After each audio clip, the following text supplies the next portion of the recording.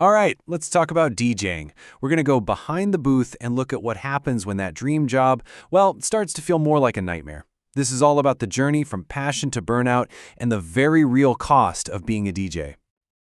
Now, right off the bat, I want you to know that what we're about to cover isn't just a bunch of opinions. This whole explainer is based on some serious, formal research by Dr. Ronnie Rodas. He really did a deep dive into this exact topic. And here's what makes this research so powerful.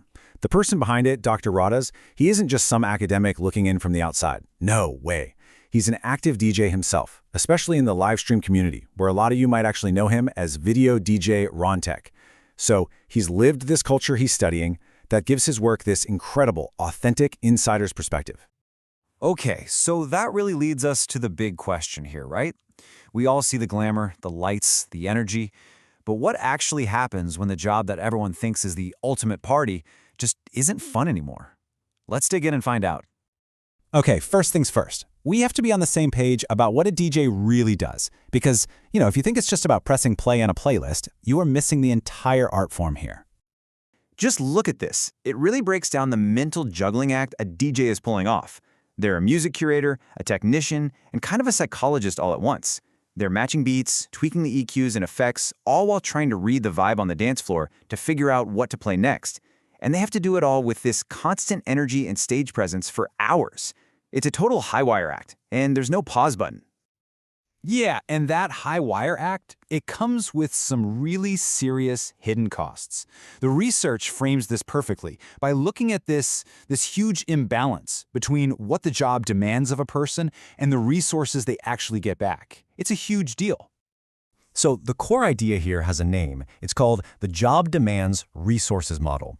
It's a classic theory in occupational health, and it's actually pretty simple but super powerful. It basically says that when a job demands way too much from you, but gives you next to nothing in terms of support or resources, well, that's the perfect recipe for burnout and all kinds of health problems. And this right here, this just lays the problem out so clearly for DJs. I mean, look at this imbalance. On one side, the demand side, you've got brutal hours, late nights, weekends, insane performance pressure, and super unstable pay. And on the other side, the resources side, it's practically empty. No health benefits, wishy-washy management support, zero job security. You can just see how the whole system is tilted against the DJ's well-being right from the start. So what happens when a person is stuck in that kind of unbalanced system for years on end? The breakdown, both physical and mental, becomes almost inevitable. Let's take a look at what that actually feels like. The official term for this kind of breakdown is occupational burnout. And it's not just about feeling a little tired. The research is clear. It's a specific syndrome of total emotional and physical exhaustion that comes from chronic stress at work. And it doesn't just hit you all at once. It kind of unfolds in 3 stages. So this is how it happens. It usually starts with just emotional exhaustion, that feeling of being completely and utterly drained by the work. Then, cynicism and detachment creep in. That's when you start feeling distant from the crowd, from the music itself. The crowd stops being a community and starts feeling like just a task. And finally, you get this reduced sense of accomplishment, where even a great gig feels totally hollow and meaningless. And this quote from the research, man, it just hits you right in the gut. It perfectly captures that second stage of burnout. Can you imagine dreading the very thing that used to bring you so much joy? That mental shift from seeing a vibrant community to just seeing a task, that's the moment you know the passion is really getting crushed by the pressure. And the mental toll is absolutely matched by a severe physical one. This isn't just a possibility, it's a reality. We're talking about DJs suffering from permanent hearing damage like tinnitus, that constant ringing in the ears. Chronic back and shoulder pain from hunching over poorly designed booths for hours. Sleep schedules get totally wrecked, which leads to chronic fatigue. And tragically, a lot of people turn to substances just to try and manage the anxiety or to simply force their bodies to shut down and sleep. Now, you might be thinking, well, what about technology? Surely modern tech makes all of this easier. And you'd be half right. In some ways, it definitely helps. But as the research points out, for DJs, technology is very much a double-edged sword. So on one side of the sword, the benefits are pretty obvious, right? Gear is way lighter now, which is a total lifesaver for anyone who has to haul their own equipment. Software makes beat matching super precise, and organizing a huge digital library is 1,000,000 times easier than lugging around heavy crates of vinyl.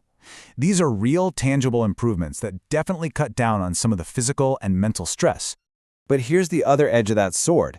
That seem easy-to-use tech lowers the barrier to entry, which floods the market with competition and drives pay way down. It also creates this intense pressure for absolute technical perfection every single time. And maybe the biggest thing? It adds a whole second job of being a social media content creator. DJs are now expected to constantly be filming, editing, and posting just to stay relevant. The demands just keep piling up and up. So you take all of this, the physical toll, the mental burnout, the new pressures from technology, and it all leads to this critical crossroads for every DJ who's been in the game for a while. Is this actually a sustainable career, or is it something else entirely? This chart, which is based on the study's findings, tells a pretty stark story. For a really, really small handful of people, represented by that small bar, DJing can become a viable full-time career. We're usually talking about big international touring acts or successful producers. But for the vast majority, as that huge bar shows, the model is it's not sustainable in the long run. The costs simply start to outweigh the benefits. And that brings us to a really logical, if tough, conclusion from the research. For most people, the healthiest, safest way to approach DJing isn't as a lifelong, all-or-nothing profession. It's actually far more sustainable as a passion-driven side job, or maybe as a specific phase in your career that you know will eventually have to change into something else. But listen, this isn't all doom and gloom. The point of the research isn't just to identify the problem. It's also to offer a path forward. So, how can we protect the art form by actually protecting the artists? Okay, for DJs themselves, the advice is really practical and empowering. Number one, and this is non-negotiable, protect your hearing. Use high-quality earplugs, seriously. Second, manage your workload. You are not a machine. You have to take days off. Third, build up a portfolio of other skills so that DJing isn't your only source of income. And maybe most importantly, learn how to set boundaries. That means negotiating for fair pay and having the strength to say no to toxic gigs. But the responsibility doesn't just fall on the DJ. The industry has a massive role to play here. Venues need to step up and provide fair pay and design booths that are actually safe and ergonomic. Promoters need to treat DJs with professional respect for their time and their health. And the wider industry organizations, they need to start creating real mental health support systems specifically for people who work in nightlife. And let's be crystal clear about something. Having this conversation, talking about these harsh realities, it doesn't diminish the art of DJing one bit. It actually does the opposite. It's the only way we can protect the incredibly talented people who create the culture that we all love so much. So we'll leave you with this question to think about. The DJ is always there for us, providing the soundtrack to our best nights, our biggest celebrations, our escapes. But when the music finally fades and the house lights come on, who's looking out for them? Something to think about the next time you're on the dance floor. Thanks for joining us.